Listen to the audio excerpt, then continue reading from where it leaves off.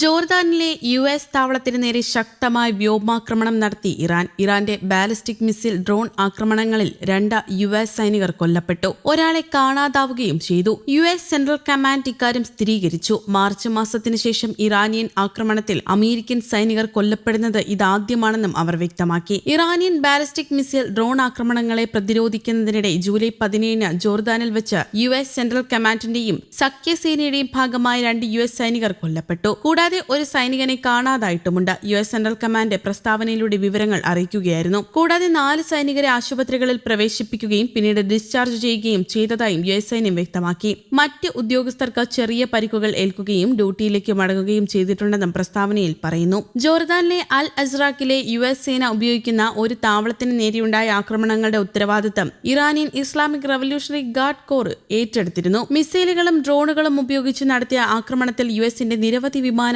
നശിപ്പിച്ചതായും Iran അവകാശപ്പെട്ടിരുന്നു. American സൈനികരെ കൊലപ്പെടുത്തിയതിനുള്ള ശിക്ഷകളുടെ ഭാഗമായി ഇറാനെതിരെ പുതിയ വ്യോമാക്രമണങ്ങൾ ആരംഭിച്ചതായി യുഎസ് സൈന്യവും അറിയിച്ചു. ഔദ്യോഗിക കണക്ക് പ്രകാരം ഇറാനുമായുള്ള യുദ്ധത്തിൽ കഴിഞ്ഞ 5 മാസത്തിനിടെ ഇതുവരെ 16 യുഎസ് സൈനികരാണ് കൊല്ലപ്പെട്ടത്. ജോർദാനിൽ 2 യുഎസ് സൈനികർ കൊല്ലപ്പെട്ട സംഭവത്തിൽ കടുത്ത ദുഃഖവും പ്രതികരണവുമാണ് അമേരിക്കൻ പ്രസിഡന്റ് ഡൊണാൾഡ് ട്രംപ് രേഖപ്പെടുത്തിയത്. ഇതൊരു വളരെ സങ്കടകരമായ കാര്യമാണെന്ന് പ്രമുഖ മാധ്യമത്തിന് നൽകിയ അഭിമുഖത്തിലാണ് അദ്ദേഹം വ്യക്തമാക്കിയത്. ഇത്തരമൊരു ദുരന്തം സംഭവിക്കാൻ നമ്മൾ ഒരിക്കലും ആഗ്രഹിക്കുന്നില്ല. നമ്മുടെ രാജ്യത്തിന് വേണ്ടിയുള്ള സേവനത്തിനിടയിലാണ് അവർക്ക് ജീവൻ നഷ്ടമായതെന്ന് ട്രംപ് പറഞ്ഞു. രാജ്യത്തിനായി ജീവൻ ബലി നൽകിയ സൈനികരെ അദ്ദേഹം അനുസ്മരിച്ചു. സൈനികരുടെ മരണത്തെക്കുറിച്ചുള്ള പ്രതികരണത്തിനിടയിലും ഇറാനെതിരെയുള്ള തന്റെ ശക്തമായ നിലപാട് ട്രംപ് ആവർത്തിച്ചു. ഇറാനെ ഒരു കാരണവശാലും ആണവായുധം കൈവശം വയ്ക്കാൻ അമേരിക്ക അനുവദിക്കില്ല എന്ന തന്റെ പ്രധാന ലക്ഷ്യം അദ്ദേഹം വീണ്ടും അടിവരയിട്ട് പറഞ്ഞു. കൂടാതെ അന്താരാഷ്ട്ര ധാരണാപത്രത്തിലെ തങ്ങളുടെ നിർദ്ദേശങ്ങൾ താൽക്കാലികമായി നിർത്തിവെക്കുകയാണെന്ന ഇറാന്റെ പ്രസ്താവനയോട് പ്രതികരിക്കാൻ മാധ്യമപ്രവർത്തകർ ആവശ്യപ്പെട്ടപ്പോൾ എനിക്കതിൽ ഗൗനിക്കേണ്ട കാര്യമില്ല എന്നായിരുന്നു ട്രംപിന്റെ മറുപടി. മേഖലയിൽ യുഎസ് ഇറാൻ ബന്ധം കൂടുതൽ വഷളാകുന്ന സാഹചര്യത്തിലാണ് ട്രംപിന്റെ ഈ നിർണായക പ്രതികരണങ്ങൾ പുറത്തുവരുന്നത്.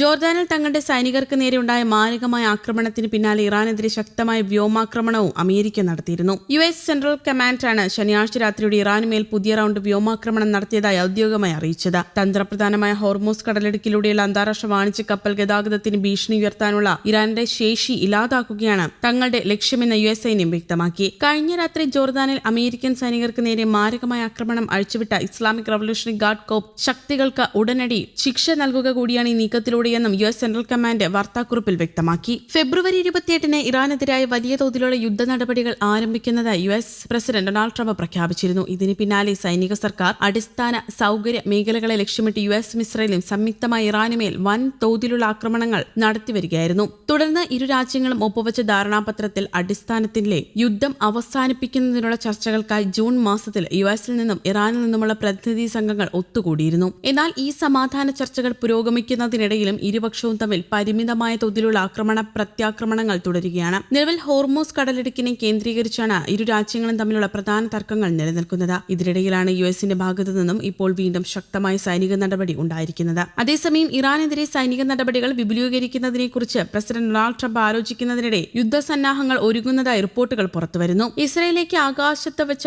ഇന്ധനം നിറയ്ക്കുന്ന കൂടുതൽ വിമാനങ്ങൾ അയക്കാൻ അമേരിക്ക തയ്യാറെടുക്കുന്നതായാണ് റിപ്പോർട്ട്. നേരത്തെ വൈറ്റ് ഹൌസിൽ നടന്ന യോഗത്തിൽ പുതിയ സൈനിക പദ്ധതികൾ ട്രംപിന് മുന്നിൽ അവതരിപ്പിച്ചിരുന്നു. ഇതിന്റെ അടിസ്ഥാനത്തിലാണ് പുതിയ വിന്യാസത്തിനുള്ള നീക്കം. നിലവിൽ ടെൽ അവീവിന് സമീപമുള്ള ബെൻ ഗുറിയൻ അന്താരാഷ്ട്ര വിമാനത്താവളത്തിൽ 30ഓളം റീഫ്യൂവലിംഗ് എയർക്രാഫ്റ്റുകളുണ്ട്. ഇസ്രയേലിന്റെ തെക്ക് ഭാഗത്തുള്ള റാമോൺ വിമാനത്താവളത്തിലും ഇത്രയും വിമാനങ്ങളാണുള്ളത്. വരും ദിവസങ്ങളിൽ കൂടുതൽ വിമാനങ്ങൾ വിന്യസിക്കാൻ അമേരിക്ക തയ്യാറായേക്കുമെന്നാണ് ഇസ്രയേലി ഉദ്യോഗസ്ഥർ വ്യക്തമാക്കുന്നത്. News desk Kerala Kaumudi.